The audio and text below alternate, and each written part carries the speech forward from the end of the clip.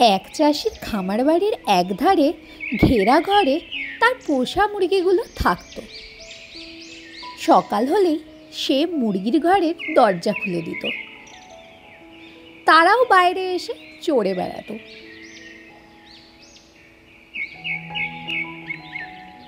একদিন লোকটি মুরগিগুলোকে ছেড়ে দিতে সকলেই বাইরে বেরিয়ে এলো।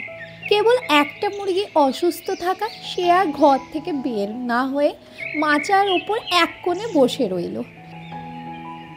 একটা বেড়াল শিকারের সন্ধানে ঘুরতে ঘুরতে সেখানে হাজির হলো। উকি দিয়ে দেখলো একটা অসুস্থ মুরগি গুড়ি সুড়ি মেরে বসে আছে।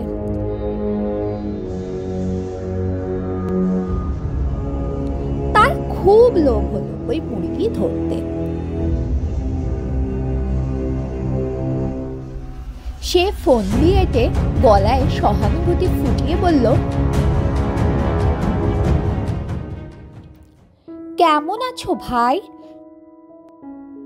তোমার অসুখের খবর শুনে দৌড়ে দেখতে এলাম। মুরগি বলল, তাই বুঝি?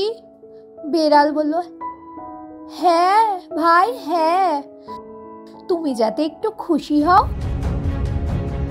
সেই ভেবে আসা। তুমি মাচা থেকে নেমে এসো, আমার কাছে বসো, দুজনে দুদণ্ড গল্প করি,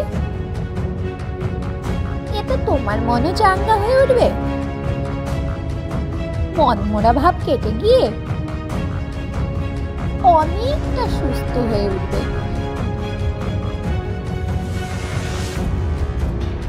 মুরগি বুঝতে পেরেছে বিড়ালের মতলব, সে তাকে মেরে খেতে চায়।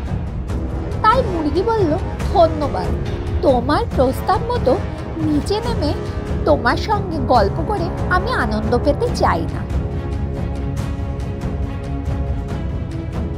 বরং তুমি চলে গেলে আমি স্বাচ্ছন্দ্য বোধ করব বন্ধু।